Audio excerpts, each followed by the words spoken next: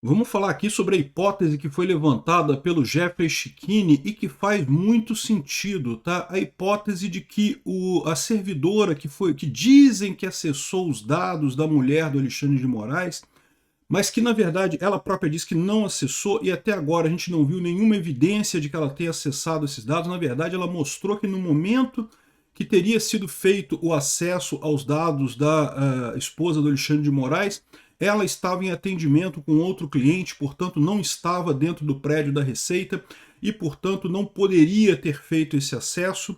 E das duas, uma. Ou, na verdade, tem algumas possibilidades, né? A possibilidade um é que, bom, ela pode estar mentindo, né? É lógico, mas isso vai ser investigado com certeza. A possibilidade 2 é que alguém entrou com o login e senha dela. Isso é um problema sério que acontece com uma certa frequência. Problema 3, pode ter sido adulterado o log do sistema. Como eu já falei para vocês, a menos que você faça uma perícia no disco rígido, é possível você adulterar um log e não tem como saber que foi adulterado aquele log de sistema, né, de auditoria, né? Agora, a hipótese que o Schickini apresentou aqui é que, na verdade, isso tudo foi uma invenção. Eles inventaram isso daqui para gerar uma nulidade no processo e evitar a perseguição do Alexandre de Moraes e da Viviane Barça de Moraes. Ou seja, eles sabem que fizeram coisas erradas, eles sabem que esse processo do master, esse contrato do Vorcaro com o escritório do Alexandre de Moraes é altamente comprometedor.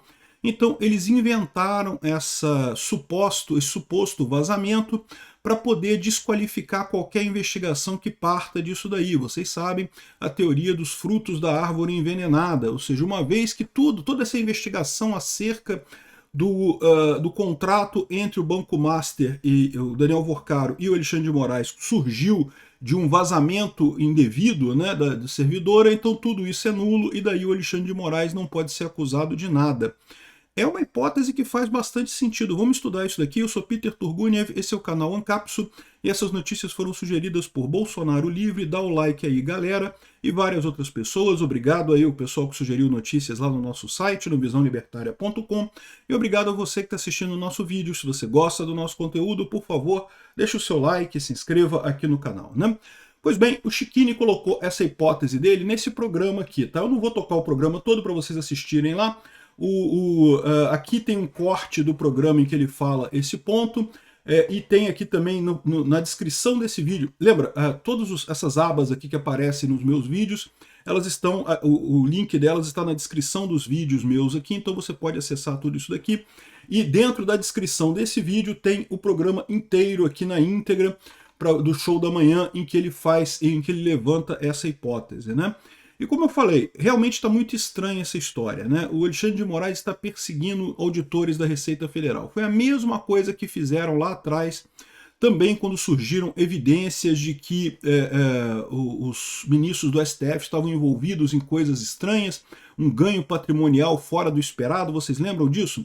Lá em 2019, né, a Receita fez um estudo de 300 pessoas que tiveram, funcionários públicos que tiveram um ganho patrimonial fora do esperado, e nisso estava a Guiomar Mendes, né, a mulher, ou agora ex-mulher do Gilmar Mendes, e o Toffoli também. E aí eles invalidaram essa coisa toda, coisa tal, e botaram culpa nos servidores da Receita, nos auditores da Receita. E a ideia é a mesma, né? A ideia é criar uma nulidade no processo, inventar que a coisa partiu de um acesso indevido da Receita Federal, que a partir daí tudo é nulo de pleno direito e, portanto, esse processo não pode atingir o Alexandre de Moraes. Veja, escolherem auditores da Receita tem um outro motivo também. Ninguém gosta de auditor da Receita não, tá? Vou falar um negócio para vocês. Se você um dia pretende ser auditor da Receita, saiba que você vai ser odiado por 110% da população brasileira. Ninguém gosta de auditor da Receita. Eu mesmo já falei aqui, para mim está claro que estão fazendo um absurdo com essa servidora, com esse auditor, com esses auditores, mas auditor da Receita se ferrar é sempre positivo para a sociedade, né? Ninguém gosta de auditor da Receita, mas tem que reconhecer que tem alguma coisa errada. E é por isso que o Alexandre de Moraes está atacando os servidores da Receita, porque sabe que se tem alguém que é mais odiado do que o próprio Alexandre de Moraes, são os auditores da Receita. Então ele está jogando a bomba para esse pessoal, né? Lembra desse caso aqui, quem teria supostamente acessado o registro da mulher do Alexandre de Moraes na Receita seria uma mulher, Ruth Machado dos Santos, no litoral de São Paulo, né? Ela é auditora da Receita no litoral de São Paulo. Ela afirma que nunca entrou no registro dela, que se apareceu isso de alguma forma não foi ela. E eu já falei para vocês que isso é possível sim, já vimos casos em outras ocasiões de auditores que um usa o login do outro de forma consentida ou não, tá? Hoje em dia é mais raro você ter essa coisa consentida. No início era muito comum servidores emprestarem login para outros servidores, mas como começou a dar merda, isso já deu esse tipo de merda outras vezes, tá? De alguém usar o login de outro servidor para acessar o sistema. Isso já é comum. Hoje em dia o pessoal já sabe. Ninguém empresta mais login sempre para ninguém mais. Todo mundo já sabe que isso é uma coisa absurdamente errada, que isso pode dar problema para você. Mas, ainda assim, existem situações em que um servidor descobre o login de outro servidor de forma indevida, né? Ou seja, às vezes o servidor anota num papelzinho, o colega vê o papelzinho anotado ali e anota também, fica sabendo a senha daquele servidor. Pode acontecer esse tipo de coisa. Pode acontecer do outro servidor simplesmente ver o servidor digitando alguma coisa. Pode parecer difícil você pegar o que a pessoa está digitando ali na hora de digitar a senha. Mas lembra, a maior parte das pessoas escolhe datas de aniversário, datas de casamento, data de nascimento dos filhos. Então se você vê a pessoa digitando, vê que ela digitou uma data ali na senha, você já sabe que tem algumas restrições, ali dá para você ir mais ou menos onde é aquela senha, você testa 2, 3 vezes e acaba descobrindo a senha da pessoa.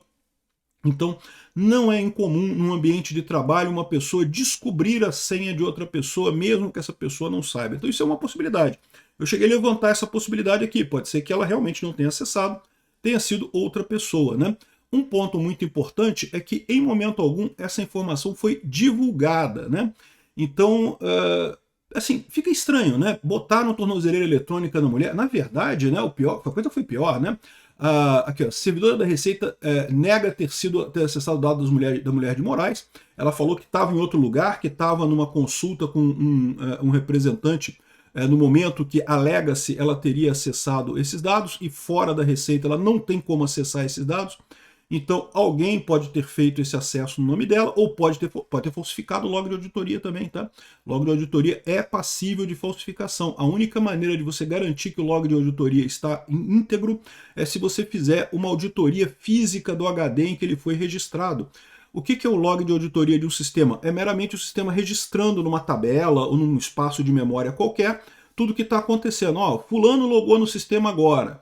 Agora fulano acessou tal registro, Beltrano logou agora no sistema, Beltrano acessou tal registro, Beltrano deslogou do sistema. Vai registrando essas coisas, né? Isso é um arquivo, um arquivão, ou uma tabela do banco de dados, dependendo do sistema. E você pode ir lá e pode alterar isso daí, né? Então, assim, a única maneira de ter certeza que não foi alterado é com perícia do próprio HD em que foi registrado isso. E muitas vezes isso não é possível, porque como esses logs crescem muito e ficam muito grandes, eles tradicionalmente são transplantados do HD de origem para outros meios de armazenamento e o original é apagado, e se isso já aconteceu nesses logs desses sistemas da Receita, é simplesmente impossível dizer que o log foi ou não foi alterado, né? E daí você cria esse problema. Mas é isso o objetivo do Alexandre de Moraes, segundo o Cecchini. É criar uma nulidade, você dizer que não tem como ter certeza se ela acessou ou não. Então isso basta para criar uma dúvida. Lembra, na justiça penal, você só condena a pessoa quando você tem absoluta certeza que ela cometeu o ilícito, né? A gente sabe que o Alexandre de Moraes, no caso do Bolsonaro, por exemplo, deixou para lá essa regra, né? Ele cagou para essa regra completamente, como, aliás, várias outras regras do devido processo legal, mas supostamente esse é o princípio. Se há alguma dúvida que a pessoa cometeu o crime, ela tem que ser inocentada. É isso que eles pretendem fazer. Se há alguma dúvida que uma policial da Receita, uma auditora da Receita chegou nesse contrato da esposa do Alexandre de Moraes, a coisa toda tem que ser anulada. E a coisa foi pior ainda, né? Porque a auditora ficou 4 horas num presídio masculino esperando a tornozeleira eletrônica, uma violência absurda, né? Já foi uma violência com esses auditores da Receita, botar tornozeleira e não sei o que lá, mas é exatamente isso que o Alexandre de Moraes quer. Ele quer criar o sentimento de culpa dessas pessoas, né? para poder dizer que ele é inocente. Não, roubar, acessaram indevidamente os registros da minha esposa, isso é um absurdo. Olha essas pessoas como elas são culpadas, todo mundo com tornozeleira eletrônica. Ou é tudo com tornozeleira eletrônica porque você mandou, né? E aí você entende também, nesse caso, por que que ele ele criticou o cara da Sindifisco. Por quê? Porque o cara da Sindifisco desmontou a hipótese dele.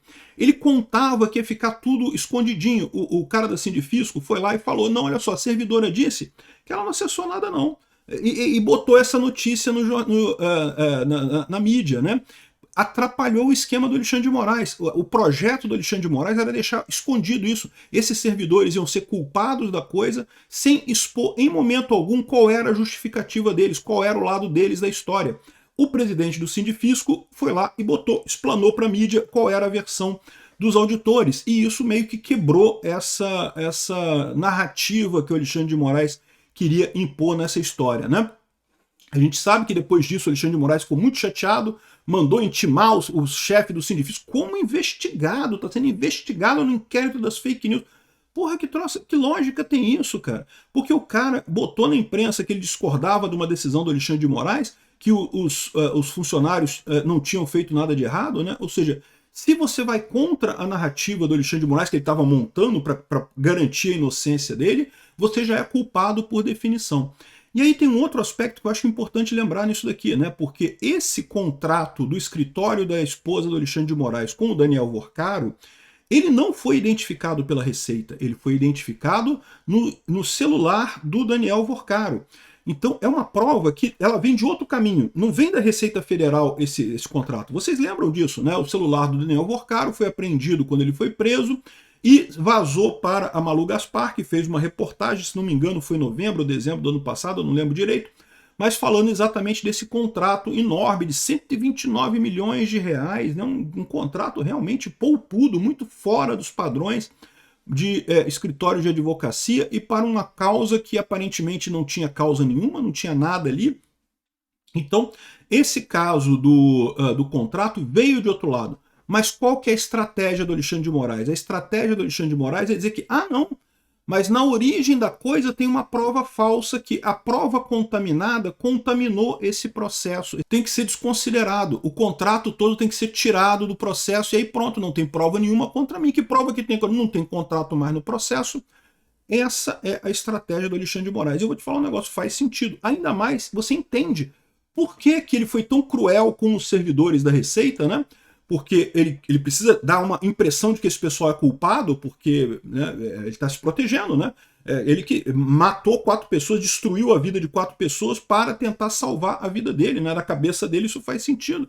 E agora também o presidente do Sindifisco atrapalhou essa narrativa dele, atrapalhou essa jogada dele, então ele foi lá e também estragou a vida do cara lá do Sindifisco, né? É o que o Alexandre de Moraes faz, estraga a vida das pessoas por conta de tentar se proteger a ele e a esposa dele e ao esquema de corrupção que ele faz parte lá dentro do STF, né?